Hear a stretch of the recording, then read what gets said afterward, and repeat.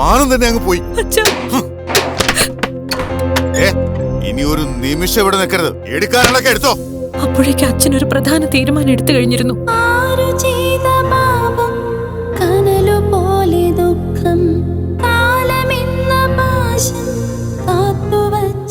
വീട്ടിൽ നിന്നും പടിയടച്ച് പിണ്ടം വെച്ചതുപോലെ എന്നെ ലണ്ടനിലേക്ക് പറഞ്ഞു വിടാൻ എല്ലാവരും കൂടി ചേർന്ന് തീരുമാനിച്ചു. മറ്റു മാർഗങ്ങളില്ലാത്തതുകൊണ്ട് എനിക്കത് അനുസരിക്കേണ്ടി വന്നു. നീലിമയുടെയും അവളുടെ കാമുകൻ ആദിയുടെയും വിവാഹം നടക്കാൻ ഒരാഴ്ച മാത്രമേ ബാക്കിയുണ്ടായിരുന്നുള്ളൂ. എന്നാൽ വിവാഹത്തിനു മുൻപ് നീലിമയ്ക്ക് ആരോ ഒരാളുമായി കിടക്ക പങ്കിടേണ്ടി വന്നു.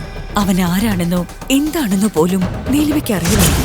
ലഹരി ബോധം മറച്ച ആ രാത്രിയിൽ അവളുടെ ജീവിതം തന്നെ മാറി മറിഞ്ഞു.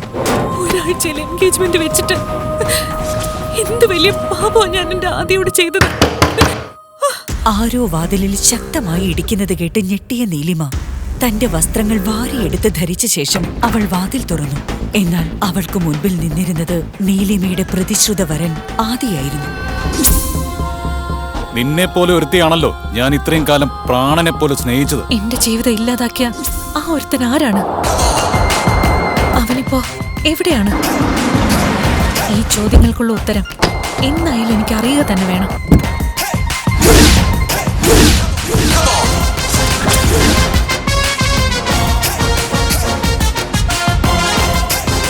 നീലിമ കാത്തിരുന്ന ആ ഒരാൾ അവനായിരുന്നു സിദ്ധാർത്ഥ്. അന്നത്തെ രാത്രിയിൽ നീലിമയുടെ ജീവിതത്തിൽ ക്ഷണിക്കപ്പെടാതെ അതിഥിയായി വന്ന സിദ്ധാർത്ഥ് വൈകിയാണെങ്കിലും അയാൾ ചെയ്ത തെറ്റ് തിരിച്ചറിഞ്ഞിരുന്നു. ആ രാത്രിയിൽ തനിക്കൊപ്പം ചെലവഴിച്ച പെൺകുട്ടിയുടെ മുഖം പോലും അവന് ഓർമ്മയുണ്ടായിരുന്നില്ല. പക്ഷേ താൻ ചെയ്തത് പൊറുക്കാനാകാത്ത തെറ്റാണെന്ന ചിന്ത അവനെ ഇന്നും വേട്ടയാടുന്നു. ലഹരിക്ക് അടിമപ്പെട്ട് തിരുത്താനാകാത്തൊരു തെറ്റ് ചെയ്തിട്ട് 5 വർഷങ്ങൾ കഴിഞ്ഞിരിക്കുന്നു. അതിനെക്കുറിച്ച് ആലോചിക്കുമ്പോൾ ഇന്നും എനിക്ക് ഉറങ്ങാൻ സാധിക്കുന്നില്ല. കുടിച്ചത് കൂടിപ്പോയി എന്നത് ഒരു പെൺകുട്ടിയോട് അങ്ങനെ ചെയ്യാനുള്ള ലൈസൻസ് അല്ല എന്നെനിക്കറിയാം. ഇന്ന് എന്നെ കാണുമ്പോൾ എനിക്ക് തന്നെ വെറുപ്പ് തോന്നുന്നു. ഈ ലോകത്തെവിടെയാണെങ്കിലും അവളെ കണ്ടുപിടിച്ച് മാപ്പ് ചോദിക്കണം. എന്നെ കൊണ്ട് ചെയ്യാൻ പറ്റുന്നതൊക്കെ അവൾക്ക് വേണ്ടി ചെയ്തു കൊടുക്കണം. പക്ഷേ ഇപ്പൊ അവൾ എവിടെയായിരിക്കും? സിദ്ധാർത്ഥ് പറഞ്ഞതുപോലെ നീണ്ട 5 വർഷങ്ങൾ അപ്പോഴേക്കും കടന്നുപോയിരുന്നു. നീലിമയുടെ ജീവിതത്തിലും ഒരുപാട് മാറ്റങ്ങൾ സംഭവിച്ചു. അന്നത്തെ രാത്രിയിൽ നടന്ന ചതിയുടെ സമ്മാനമായി നീലിമയ്ക്കൊരു മകൻ ജനിച്ചിരുന്നു, അശ്വിൻ എന്ന അച്ചു. അച്ചുവിന് ഇന്ന് 4 വയസ്സാകുന്നു. കുസൃതി കുടുക്കയായ അവനാണ് നീലിമയുടെ സ്ട്രെസ് ബസ്റ്റർ. ഒരു ദിവസം അച്ചുവിന്റെ കുസൃതികൾക്ക് പിറകെ ഓടുമ്പോഴാണ് അവളെ തേടി ആ ഫോൺ കോൾ എത്തിയത്. ഫോണിൽ തെളിഞ്ഞ പേര് കണ്ട് നീലിമയുടെ മുഖം ചുവന്നു. ആരായിരുന്നു അത്? എന്താണ് നീലിമയെ വിളിക്കുന്ന ആ ഒരാൾക്ക് പറയാനുണ്ടായിരുന്നത്? എന്തുകൊണ്ടാണ് ഫോൺ എടുക്കാൻ നീലിമ മടിക്കുന്നത്? ഞാൻ ജീവനോടെയുള്ള കാര്യം അച്ഛൻ ഓർമ്മയുണ്ടോ? പതിവില്ലാതെ കോള് കണ്ടുകൊണ്ട് ചോദിച്ചതാ. ഞാൻ വിളിച്ചത് നിന്റെ അനിയത്തിയുടെ കല്യാണം ക്ഷണിക്കാനാ. വരനെ നിനക്ക് നന്നായിട്ടറിയാം. വേറെ ആരുമല്ല, നമ്മുടെ ആദ്യ തന്നെ.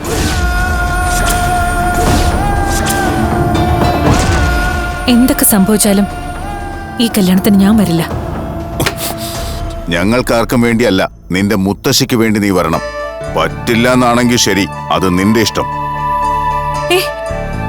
തന്റെ ജീവിതം തകർത്ത അഞ്ജലിയുടെ വിവാഹത്തിന് പോകണ്ട എന്ന് നീലിമ ആദ്യം കരുതിയെങ്കിലും നീലിമ അറിയേണ്ട ഒരു രഹസ്യം സമയമാകുമ്പോൾ പറഞ്ഞു തരാമെന്ന് മുത്തശ്ശി മുൻപ് പറഞ്ഞിട്ടുള്ള വാക്കുകൾ അവളെ തീരുമാനം മാറ്റാൻ പ്രേരിപ്പിച്ചു. എന്തായിരിക്കും മുത്തശ്ശി മനസ്സിൽ സൂക്ഷിച്ചിരുന്ന ആ രഹസ്യം? അതറിയണമെങ്കിൽ മുത്തശ്ശി എത്രയും വേഗം കാണണം. ഒടുവിൽ മകൻ അശ്വിനൊപ്പം ഇന്ത്യയിലേക്ക് പോകാൻ അവൾ തീരുമാനിക്കുന്നു.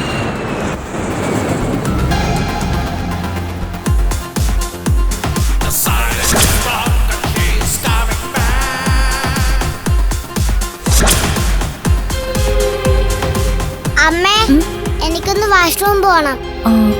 വേഗം പോയിട്ട് വരണം കേട്ടോ. ഇതൊന്നും കേട്ടിട്ട് ഞാൻ പേടിക്കില്ലെന്ന് കേശവന്മാരെ വിളിച്ച് പറഞ്ഞേക്ക്. ഒരുപാട് ശത്രുക്കളെ ഫേസ് ചെയ്തിട്ട് തന്നെയാ ഞാൻ ഈ സാമ്രാജ്യം കെട്ടിപ്പൊക്കിയത്. അത് മുന്നോട്ട് കൊണ്ടുപോവാനും ഈ സിദ്ധാർത്ഥനറിയാം. അവന്മാരെ കൊണ്ട് ചെയ്യാൻ പറ്റുന്നതൊക്കെ ചെയ്യാൻ പറ.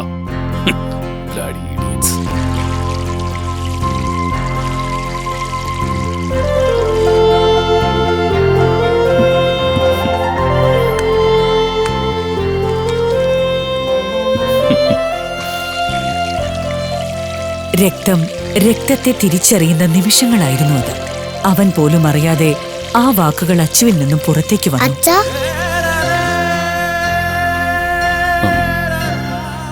മോനെന്തെങ്കിലും പറഞ്ഞോ? എന്റെ അച്ഛനല്ലേ? എനിക്കറിയാം എന്റെ അച്ഛൻ തന്നെയാണെന്ന്. ഏയ്, അച്ഛാ, ഞാൻ നിന്റെ അച്ഛനല്ല. കള്ളം പറയണ്ട, ഇത് തന്നെ എന്റെ അച്ഛൻ. ഏയ്, വിടോ. നിനക്ക് ഞാൻ പറഞ്ഞാ മനസ്സിലാവില്ലേ?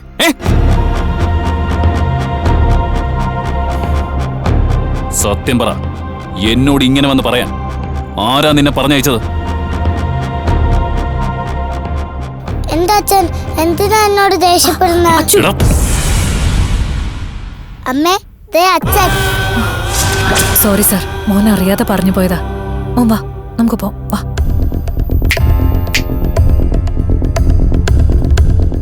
സത്യം പറഞ്ഞോ, ആരാ നിങ്ങളെ ഇങ്ങോട്ട് പറഞ്ഞു വിട്ടത്?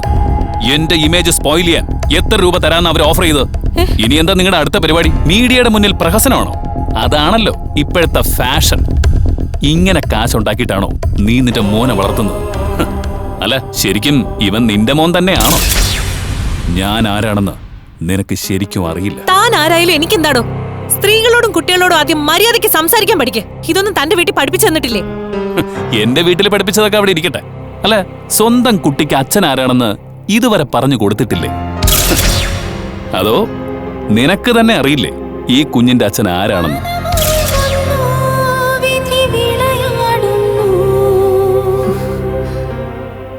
ശരിയാ മിസ്റ്റർ, എനിക്കെന്റെ മകന്റെ അച്ഛൻ ആരാണെന്ന് അറിയില്ല. പക്ഷേ ഞാൻ എന്റെ മോനോട് ഒന്ന് പറഞ്ഞോളാം, നിന്നെപ്പോലൊരാളല്ല അവന്റെ അച്ഛനെന്ന്. ഒരു അപരിചിതൻ തന്റെ മുഖത്ത് നോക്കി അങ്ങനെയൊക്കെ പറഞ്ഞത് അവളുടെ മനസ്സിനെ കുറച്ചൊന്നുമല്ല വേദനിപ്പിച്ചത്. നീലിമയുടെ മറുപടി സിദ്ധാർത്ഥിനെ ശരിക്കും വിഷമിപ്പിച്ചു. അച്ചു വാഷ്റൂമിൽ മറന്നുവെച്ച റുബിക്സ് ക്യൂബ് കണ്ടതോടുകൂടി അങ്ങനെയൊരു ചോദ്യം അവളോട് ചോദിക്കണ്ടായിരുന്നു എന്ന് സിദ്ധാർത്ഥിന് തോന്നി. ബിസിനസ് എതിരാളികളുടെ എന്തോ പ്ലാനിംഗ് ആണെന്ന് കരുതിയ പെട്ടെന്ന് ആ കുഞ്ഞിനോട് അങ്ങനെയൊക്കെ പറഞ്ഞു പോയത്. ഞാൻ ചെയ്തത് പൊറുക്കാനാവാത്ത തെറ്റ് തന്നെയാ. അവൻ കാണുക തന്നെ അവന്റെ അമ്മയോട് മാപ്പ് ചോദിക്കണം. ലഗേജൊക്കെ കളക്ട് ചെയ്ത് എയർപോർട്ടിൽ നിന്നും പുറത്തു വന്ന നീലിമയെ തന്റെ മുന്നിൽ കണ്ട കാഴ്ച വല്ലാതെ അസ്വസ്ഥയാക്കി. നീലിമയെ കൂട്ടിക്കൊണ്ടുപോകാൻ എത്തിയിരിക്കുന്നത് അഞ്ജലിയും ആദിയുമായിരുന്നു. നീലിമയ്ക്ക് അവരോടൊപ്പം പോകാൻ ഒട്ടും താല്പര്യമില്ലായിരുന്നു. വർഷങ്ങൾക്ക് മുൻപുള്ള ആ രാത്രി നീലിമയെ ആ പാർട്ടിക്ക് കൂട്ടിക്കൊണ്ടുവന്നത് അഞ്ജലിയായിരുന്നു. അഞ്ജലി, നീലിമയുടെ രണ്ടാനമ്മയിൽ അവളുടെ അച്ഛനുണ്ടായ അവളുടെ സഹോദരി.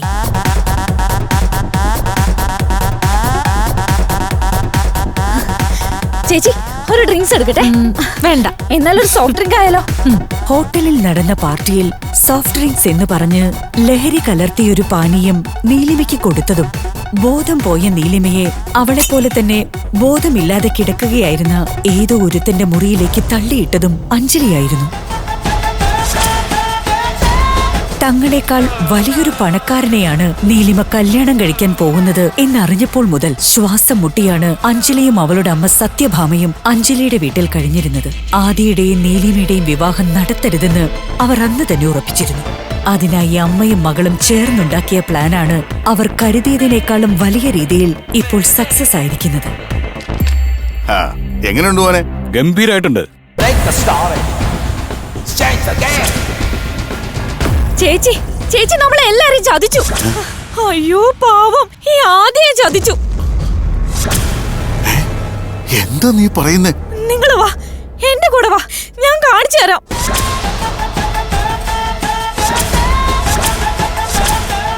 നീലിമ രാത്രിയിൽ ആരുടെയോ കൂടെ ഹോട്ടലിൽ ചിലവഴിച്ചു എന്ന് അഞ്ജലി പറഞ്ഞതനുസരിച്ചാണ് ആദിയും വാസുദേവനും രാവിലെ തന്നെ ഹോട്ടൽ മുറിയിലേക്ക് എത്തുന്നത്. ലിഫ്റ്റ് വരെ ലേറ്റോ, സ്റ്റെപ്പ് കയറി പോവാം. വാ.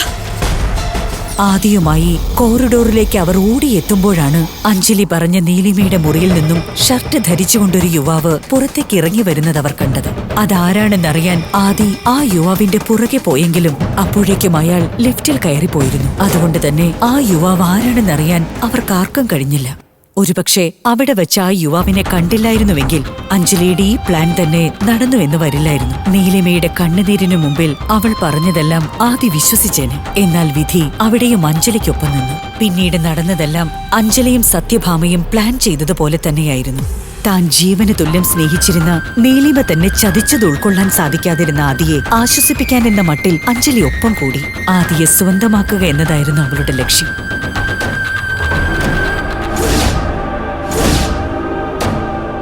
ഓ മതി, ഒന്ന് നിർത്താവോ? ഈ ഒരുമ്പെട്ടവള് കാരണം എന്റെ കുടുംബത്തിന്റെ മാനം തന്നെ അങ്ങ് പോയി. അച്ഛാ, ഞാൻ കാരണം എന്റെ ആദിയുടെയും കുടുംബത്തിൽ സമാധാനം ഇല്ലാതായെന്ന് പറഞ്ഞ് എന്റെ കുടുംബം ഒന്നാകെ എന്നെ വേദനിപ്പിച്ചോണ്ടേയിരുന്നു. എനിക്ക് എന്ത് ചെയ്യണമെന്ന് അറിയില്ലായിരുന്നു. ഒരു പെണ്ണിന് മറ്റൊരു പെണ്ണായിരിക്കും ശത്രു എന്നൊരു പഴഞ്ചൊല്ലുണ്ട്. എന്നാ സന്തോഷത്തോടെ പോവുകയായിരുന്ന എന്റെ ആദിയുടെയും ജീവിതം തകർക്കാൻ എന്റെ സഹോദരി തന്നെ വരുമെന്ന് സ്വപ്നത്തിൽ പോലും ഞാൻ കരുതിയില്ല.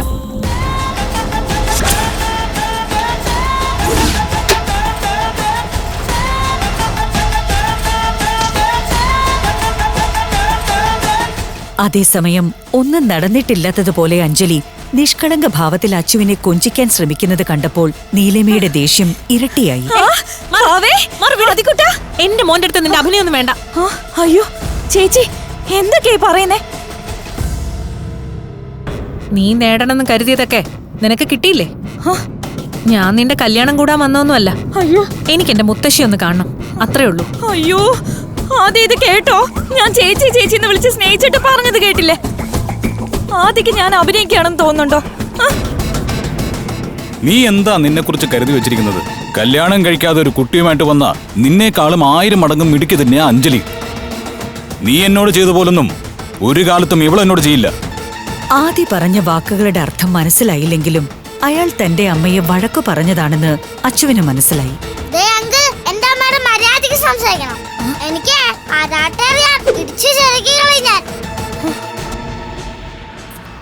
എന്തായാലും നല്ല പഠിപ്പാ കുഞ്ഞിനെ പഠിപ്പിച്ചു വെച്ചിരിക്കുന്നത്. അതെങ്ങനെയാ? പിഴച്ചു പെറ്റവന്റെ വായിന്ന് പിഴച്ച വർത്താനല്ലേ വരൂ. ആദി ഇത് പറഞ്ഞു തീർന്നതും നീലിമയുടെ കൈ അവന്റെ കരണം പൊളിച്ചിരുന്നു. എയർപോർട്ടിൽ അത്രയും ആളുകളുടെ മുമ്പിൽ വെച്ച് ലഭിച്ച ആ അടി അവന് വലിയ നാണക്കേടുണ്ടാക്കി. വികാരാധീനനായി നീലിമയെ തിരിച്ചടിക്കാൻ ചെന്ന ആദിയുടെ മുൻപിലേക്ക് തന്റെ അമ്മയെ രക്ഷിക്കാൻ പാഞ്ഞു ചെന്ന അച്ചുവിനെ ആദി വലിച്ചെറിഞ്ഞു. എന്നാൽ രക്ഷകനായ ഒരു കൈ നിലത്ത് വീഴാതെ അച്ചുവിനെ താങ്ങി നിർത്തി. ആ കൈകൾ മറ്റാരുടേതുമായിരുന്നില്ല, സിദ്ധാർത്ഥിന്റേതായിരുന്നു. ഒരുപക്ഷെ കാലം കാത്തുവെച്ച മുഹൂർത്തമായിരുന്നിരിക്കണമിത്. മറന്നുവെച്ച റുബിക്സ് ക്യൂബ് അച്ചുവിന് തിരിച്ചു കൊടുത്ത സിദ്ധാർത്ഥ് ദേഷ്യത്തോടെ ആദിക്കരികിലേക്ക് ചെന്ന് അവനെ കുത്തിനു പിടിച്ചു. ഇത് കണ്ട നീലിമയും അഞ്ജലിയും ഒരുപോലെ ഞെട്ടി. എന്റെ മകന്റെ ദേഹത്ത് കൈവയ്ക്കുന്നോടാ? സ്ത്രീകളോടും കുട്ടികളോടും എങ്ങനെയാ പെരുമാറേണ്ടെന്ന് നിന്റെ വീട്ടിൽ പഠിപ്പിച്ചു തന്നിട്ടില്ല? കുറച്ചു മുമ്പ് വാഷ്റൂമിൽ വെച്ച് തന്നോട് അങ്ങനെയൊക്കെ പറഞ്ഞ ആള് തന്നെയാണോ ഇതെന്ന് നീലിമയ്ക്ക് സംശയം തോന്നി. അപ്പോഴേക്കും അവിടേക്ക് ഓടിയെത്തിയ സിദ്ധാർത്ഥിന്റെ ബോഡി ഗാർഡ്സ് ആദ്യം ഒരടി മുന്നോട്ട് വെക്കാനാകാത്ത വിധത്തിൽ തടഞ്ഞു നിർത്തി. അവരുടെ ബലിഷ്ഠമായ കരങ്ങളിൽ ഒന്നനങ്ങാൻ പോലും ആവാതെ ആദി നിന്നു. അഞ്ജലിയുടെ ഒരുപാട് നേരത്തെ അപേക്ഷകൾക്കൊടുവിൽ ആദിയെ റിലീസ് ചെയ്യാൻ സിദ്ധാർത്ഥ് അവർക്ക് നിർദ്ദേശം നൽകി. മോളെ, നിന്നോട് മോനെയും കൊണ്ട് അവിടെ വെയിറ്റ് ചെയ്യാൻ ഞാൻ പറഞ്ഞല്ലേ?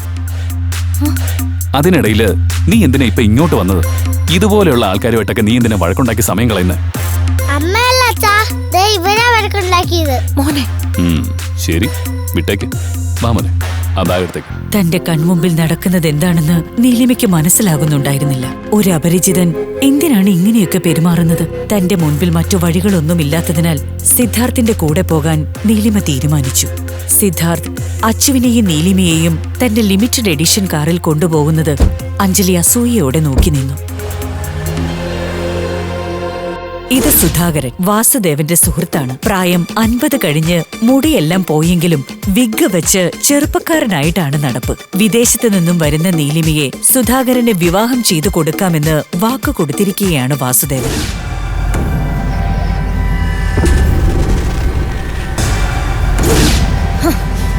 നീലിമ എവിടെ?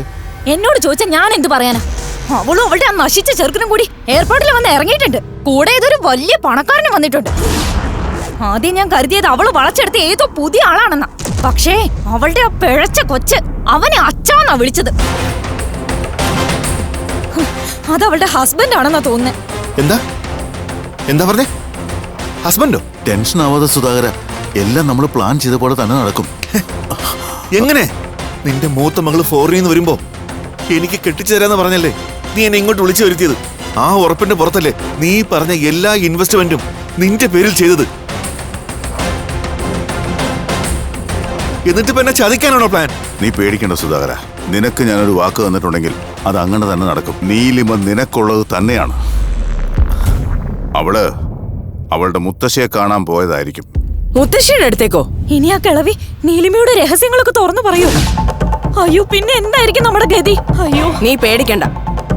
ആ കിളവിയുടെ വായിന്ന് എന്തെങ്കിലും പുറത്തു വന്നാ നിന്റെ അച്ഛൻ ആരാണെന്ന് ശരിക്കും അവരറിയും. നീലിമയുടെ അമ്മയ്ക്ക് സംഭവിച്ചത് നീലിമയ്ക്ക് സംഭവിക്കാതിരിക്കാൻ വേണ്ടി ആ കിളവിയെല്ലാം രഹസ്യമായിട്ട് തന്നെ വെക്കും. മോനൊരു കാര്യം ചെയ്യും, അഞ്ജലിയുമായി അവിടെ ചെന്ന് വേറെ എന്തെങ്കിലും പറഞ്ഞ് അവളെ അവിടെ നിന്ന് എത്രയും പെട്ടെന്ന് കൂട്ടിക്കൊണ്ടുവരണം. ബാക്കിയൊക്കെ ഞാൻ നോക്കിക്കോളാം. വാസുദേവൻ പറഞ്ഞത് കേട്ട് ആദിയും അഞ്ജലിയും നീലിമയെ കൂട്ടിക്കൊണ്ടുവരാൻ അവിടെ നിന്നും ഇറങ്ങി. എന്നാൽ എന്താണ് സംഭവിക്കുന്നതെന്ന് ആദിക്ക് മനസ്സിലാകുന്നുണ്ടായിരുന്നില്ല. എന്താണ് അഞ്ജലി പറഞ്ഞ മുത്തശ്ശിക്ക് മാത്രം അറിയാവുന്ന ആ രഹസ്യം? അത് നീലിമയെ അറിഞ്ഞാൽ എന്താവും സംഭവിക്കുക? നീലിമയുടെ അമ്മയ്ക്ക് ശരിക്കും എന്താണ് സംഭവിച്ചത്? മുത്തശ്ശിയുടെ വീട്ടിൽ നീലിമയെയും അച്ചുവിനെയും ഡ്രോപ്പ് ചെയ്യുന്ന സിദ്ധാർത്ഥ്. അച്ചു വാ.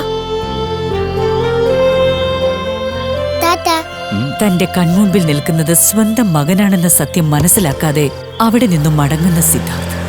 5 വർഷങ്ങൾ കഴിഞ്ഞാണ് നീലിമ തന്റെ മുത്തശ്ശി മാധവിയെ കാണുന്നത്. കണ്ടയുടനെ തന്നെ മുത്തശ്ശിയെ കെട്ടിപ്പിടിച്ച് നീലിമ ഒരുപാട് കരഞ്ഞു. മാധവി നീലിമയുടെ അമ്മയുടെ അമ്മയാണ്. തന്റെ ഉള്ളിലെ സ്നേഹം മുഴുവൻ കൊടുത്തിട്ടാണ് അവർ നീലിമയെ വളർത്തിയത്. പക്ഷേ വാസുദേവനെ പേടിച്ച് പലതും നീലിമയോട് തുറന്നു പറയാൻ മുത്തശ്ശിക്ക് കഴിഞ്ഞിരുന്നില്ല. തന്റെ പേരക്കുട്ടിയെ അന്നാദ്യമായിട്ടായിരുന്നു മുത്തശ്ശി നേരിൽ കാണുന്നത്. മുത്തശ്ശിയുടെ ഉള്ളിലെ സ്നേഹം മുഴുവൻ അണപൊട്ടിയൊഴുകി. മോനെ, നീലിമയെക്കുറിച്ചുള്ള രഹസ്യം എന്നെങ്കിലും ഒരു നാൾ തുറന്നു പറയാൻ വേണ്ടി മുത്തശ്ശി മനസ്സിൽ സൂക്ഷിച്ചിരുന്നു. മുത്തശ്ശിയെ കണ്ട നീലിമയ്ക്ക് മനസ്സിന് ചെറിയൊരു ആശ്വാസം തോന്നി. തന്റെ തറവാട്ടിലെ ഭൂതകാല സ്മരണകളിലേക്ക് അവളുടെ മനസ്സറിയാതെ സഞ്ചരിച്ചു. അപ്പോഴേക്കും ആദിയോടൊപ്പം അഞ്ജലി അവിടെ എത്തിയിരുന്നു.